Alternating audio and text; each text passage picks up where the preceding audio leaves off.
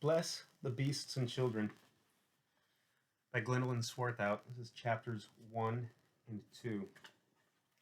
There's an epigraph at the very beginning of the book. It reads like this: "But where is the boy who looks after the sheep? He's under the haystack, fast asleep. Will you wake him? No, not I, for if I do, he'll be sure to cry." I'm going to skip the introduction and go to page 1, chapter 1. In that place the wind prevailed. There was always sound. The throat of the canyon was hoarse with wind. It heaved through pines and passed and was collected by the cliffs. There was a phenomenon of pines in such a place.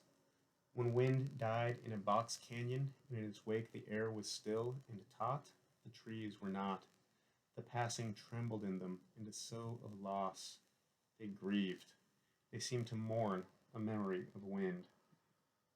Cotton dreamed.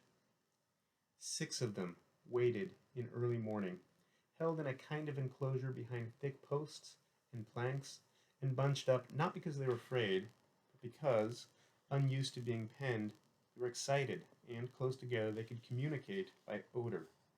They snuffed one another. Through dilated nostrils they drew in the hot animal odor of their excitement. Then men came, horsemen. A gate was opened. Shouted at, they tried to stampede out together, but the gate was slammed after the lead 3, Teft and Shecker and Lally 1, were through. The others waited. Soon the air was split by rifle fire. It spooked the 3 remaining. They milled in circles, bending planks and sideswiping posts, unafraid yet more excited than ever, since it was a stimulus in the ear which they could not identify. In the after silence, they waited again. The horsemen returned, the gate was opened, and the last 3, Cotton and Goodenow and Lally 2, were led out down a lane of wire fencing. It was good to be unpenned and free in the vivid morning. When they paused to drink from a pond, the horsemen harried them on, waving hats and shouting. In an open field they made a stand. 100 yards away a line of vehicles confronted them, and before the vehicles a line of humans. Released earlier, Teft and Shecker and Lally 1 were nowhere to be seen. This puzzled them, as did the gunshot and Goodenow's going down, first to his knees, then folding his hindquarters, then heavily upon one side. He did not move. Cotton and Lally 2 snuffed the new strange odor emanating from the carcass. At the next report, Lally 2 leaped up and came down stiff-legged, and at the other violences in the ear shook his head and toppled. His eyes glazed, his limbs doubling and extending convulsively in brilliant red, blowing from his mouth and nose. Cotton snuffed the blood. This smell he knew. One lunge sent him into top speed, running this way only to be turned by vehicles, running that way only to be hemmed in by horsemen. Snorting, he tried another, battering head down into a wire fence and recoiling upon his haunches. He bounded up, maddened by the obstacle of steel, which must give way before him. Raging, he stood, omnipotent, glaring at the line of humans. He centered on the muzzle of a rifle and down the barrel and into the half-face of a woman seated on a tarpaulin sighting him. She fired. He recognized her. The microsecond's recognition shattered his heart, even as her bullet broke his brain. It was the face of his mother. Cotton woke with a cry. His forehead, palms, and inner thighs seeped sweat. He disgusted himself. He was 15, the oldest, too old to have bad dreams. He checked the time. It was 5 of 11. He had been asleep less than half an hour. Hoisting himself on an elbow, out of habit he checked his personnel. Goodenow, Teft, Shecker, Lally 1. Where was his brother? Then he remembered. Lally 2 had moved pillow and sleeping bag under his bed at lights out. In the 7th bed, Wheaties, their counselor, about whom no one gave a damn anyway, snored. "All present, sir, and accounted for." Cotton saluted himself and lay back listening to the sorrow of wind in pines outside the cabin and the pulsing of transistor radios inside. That was how they induced sleep. The other 5, with their radios, the way puppies ceased to whimper and dozed off if you tucked a ticking clock in their boxes to represent another heartbeat. At lights out, they slid into sleeping bags and tucked the tiny radios under their arms and turned them to the Prescott station for country and western, or to the one in Phoenix for soul. At first the dark was full of twang and nasal lament for lost loves and defunct Bronx, or electronic incoherence about baby, baby, and the blues. But as they twisted in their sleep, as the radios worked down in the bags, the music fuzzed and faded until it was not music but a presence near their feet. Eddie Arnold kept them company, and Aretha Franklin. Through the night the radios pulsed, and they were not alone. Mornings and evenings were their most difficult times. Mornings they were reluctant to leave the security of the sack, their beds. Goodenow groaned, Taft scratched. Shecker and the Lally brothers dawdled, dressing as though the reality beyond the cabin lay in wait for them with fang and claw, crouched. Evenings they dreaded the coming of the dark, and with it emigration into dreams, the conscious sending away of conscious self into the unknown. They put it off as long as possible. Teft went to the latrine, Shecker talked, Goodenow read paperbacks and magazines by flashlight. Lally won through things. They drank from canteens slung over bedposts. Shecker ate candy bars. In the gloomy corners, Goodenow poked for omens, using flashlight for fingers.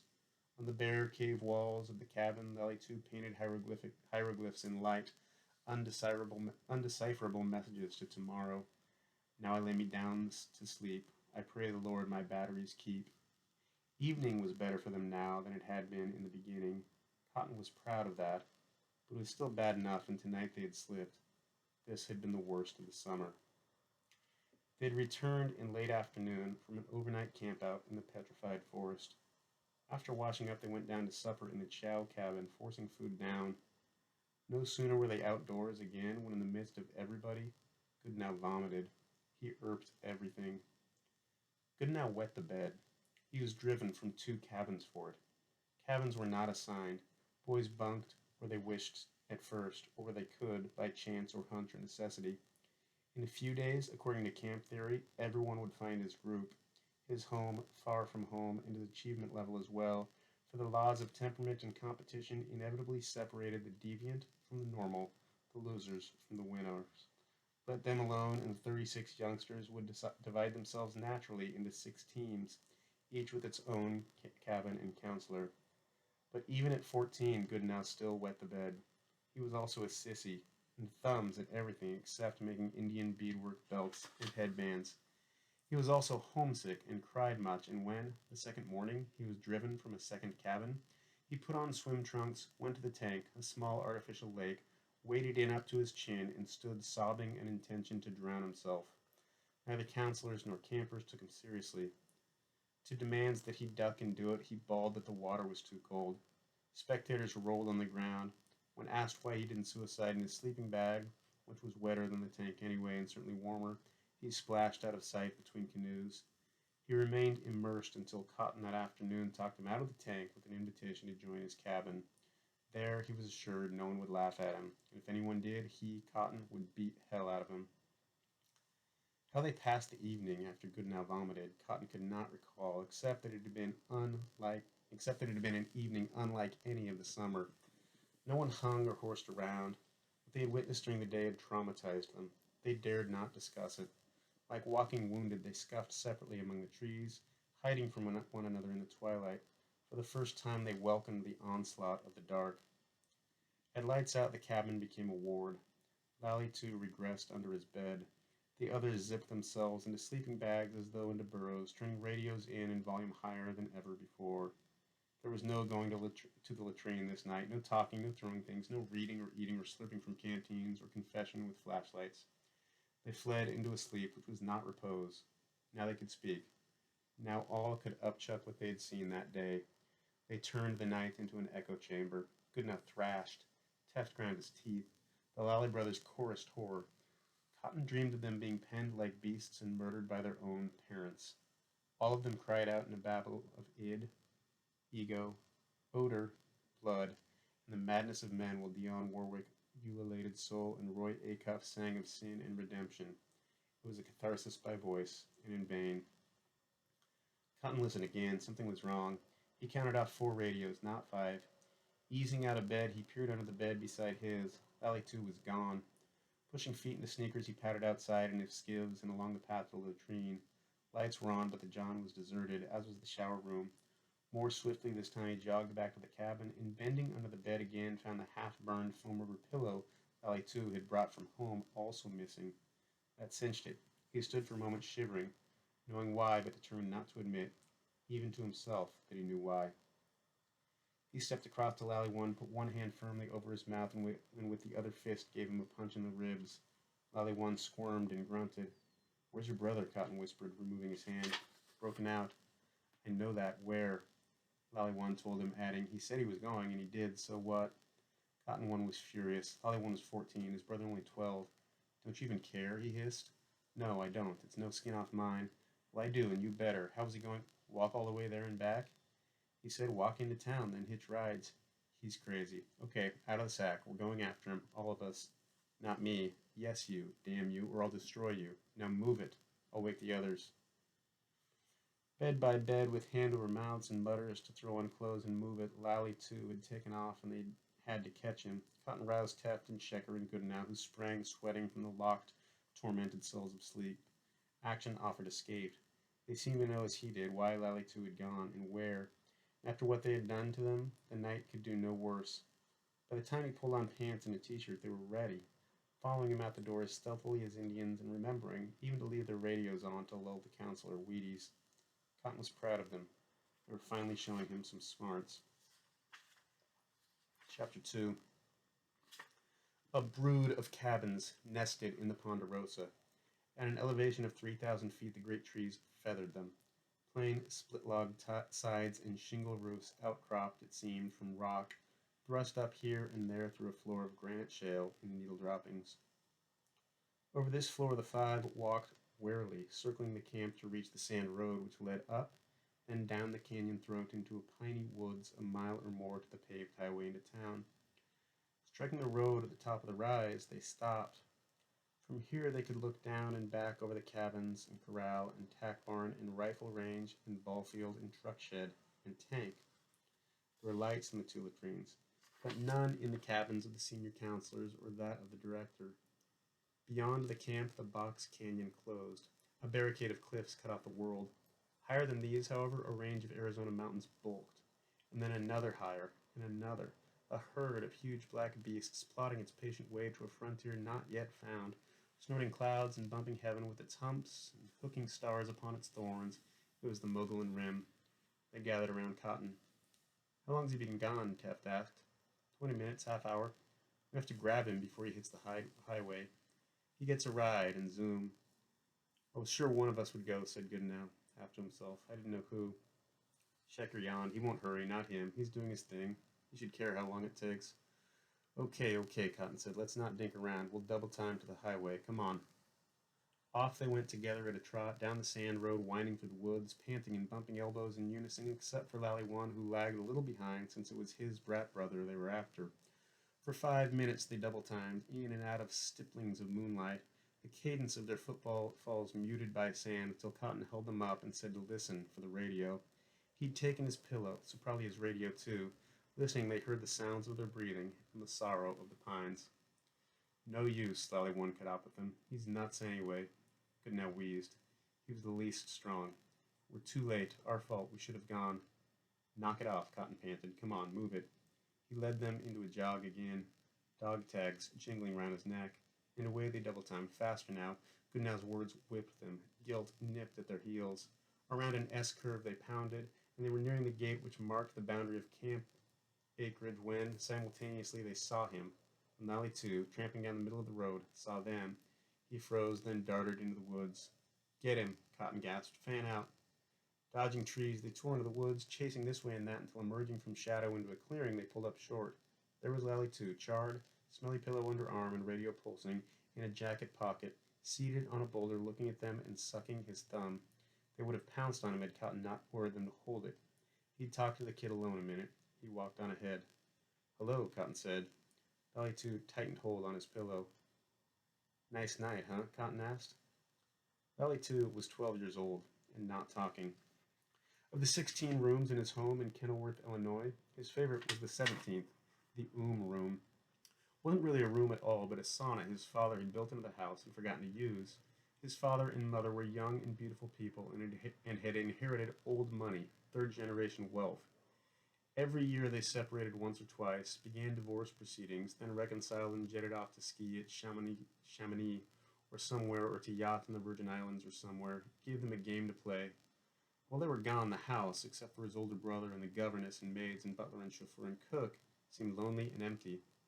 When he would have a bad dream and wake in the lonely, empty house, Billy Lally would take his foam rubber pillow and creep downstairs into the sauna and turn the temperature to 160 degrees, and curl up on the wooden bench with his head on the pillow.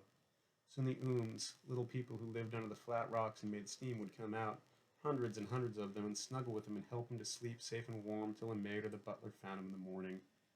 Frequently he caught a cold from sleeping in the sauna, but to be warm and safe in the night was worth a cold.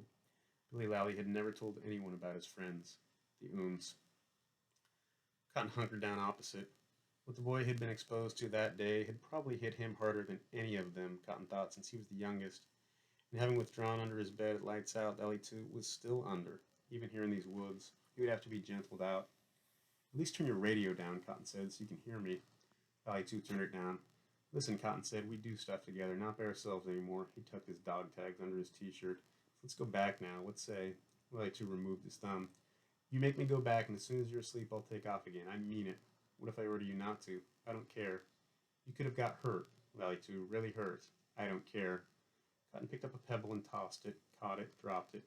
Looking over his shoulder, he raised an arm and waved the others over. They came and squatted. As perspiration dried on their bodies, they shivered and hugged themselves to keep warm. Lally too and I have been talking, he said. He says if we make him go back, he'll just take off again. I tried to tell him it's... Don't you blame me, interrupted Lally too, unjustly accused. We ought to all go. You've been thinking about it too. Ever since we got back from there this afternoon, we ought to all go, and you know it. They knew it. They had been obsessed from the moment Goodenow irked his supper.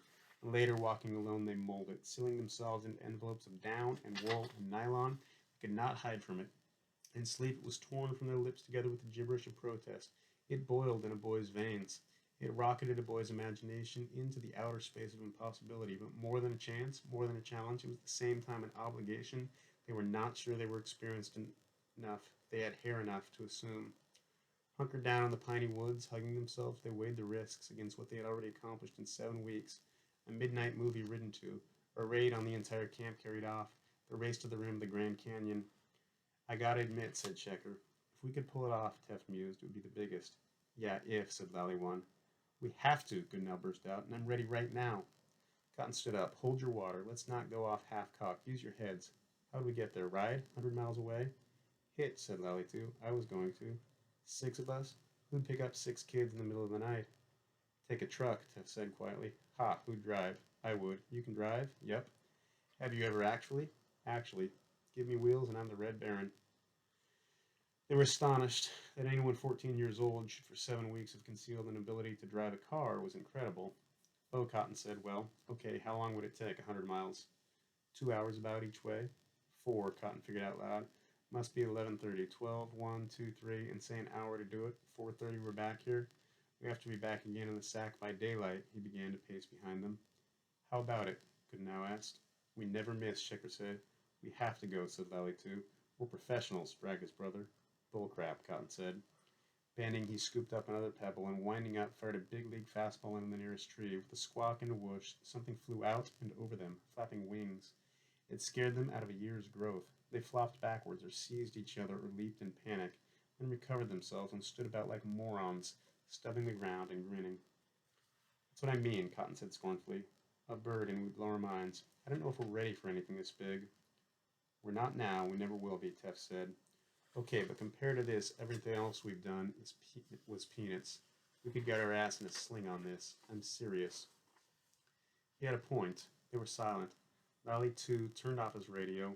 Worms of doubt worked in them. They could do miracles now, but Lally One could also recall the first powwow, and Checkers, the raid they had flubbed. Cotton would never forget himself on the pitching mound another time. Under the best of circumstances, theirs was a tenuous, temporary association. Apply stress, demand a rational decision, flush a bird unexpectedly from a tree, and they came down with a fast case of the fidgets. Box Canyon Boys Camp enrollment was drawn from the affluent metropolitan suburbs of the East and Middle West and restricted, with rare exceptions, to boys between 13 and 16 years of age. The fee for the 8-week session, extending from late June to late August, was $1,600 plus airfare. "Send us a boy, we'll send you a cowboy," was the camp slogan. To this end, each camper was assigned his own horse to ride and tend. The real means to this end, however, was competition. Boys they might come, immature, overprotected dudes with television for brains and smog for character, but men in the making they would go. Competition would hone them down and tall them up. Colicky yearlings they might have been, but competition in 8 weeks and $1,600 were guaranteed to deliver the good their parents had bought and paid for. 3 dozen whip-thin, dead-eye, leather-gut, spur-sharp, button-lip Westerners. By the end of the first week, the enrollment had indeed shaken itself down into 6 teams in the 6 cabins. A natural selection of age and cruelty and regionalism and kindred interest had begun the process. Preliminary testing did the rest. Early trials in riding, archery, riflery, crafts, swimming, and field sports soon winnowed the wheat from the chaff, the achievers from the intellectual. It was to be expected that any summer would single out a misfit or two, an isolate here, an emotionally disturbed there, but Cotton's group was unique. They moved in with him because no one else would have them. They were known variously as the weirds, the screw-ups, the locos. They were the bottom of the barrel. When they came to bat in their first baseball game, for example, they failed to score. They couldn't hit a ball in the behind with a bushel basket. When they took the field, Cotton pitched, Shecker caught, Lally 1 played first base, Goodenow third, Teff went to left, and Lally 2 to right field. It was the funniest athletic event the camp had ever seen. Behind the plate, Shecker ducked pitches rather than catching them, claiming Cotton threw too hard and hurt his hands. Easy grounders dribbled through Lally 1, Goodenow though through a sieve. Taft misjudged a fly ball to deep left, disappeared into the pines after it, and never returned. Valley 2 dropped a pop fly, sat down on the ground, and sucked his thumb. When the score was 21-0 in the stands hooting, Cotton charged into them, attacked 2 boys twice his size, got a loose tooth and a bloody nose for his efforts, and the game was over. "This is one show I'm not ramrodding," Cotton told them. "We're going to vote. Think it over. Today's Tuesday, the last week, and we go home Saturday. We go home winners. So if we try this, nothing or nobody stops us, so you be sure." He gave them a minute, then cleared his throat. "Okay, we vote. Everybody has to be for it. Everybody or we don't go. Okay, all in favor, raise your hands." It was unanimous. "What about you?" piped Lally 2. "Yeah," the others said. "What about it?" Cotton came among them, holding back, and they bunched up around him in the dark woods, shivering and uncertain until, that close, they could almost smell his pride in them, his excitement and desire. Then he let them have it, his voice low but so charged with passion that it prickled the hair on their heads. "You damn betcha. Let's go, men."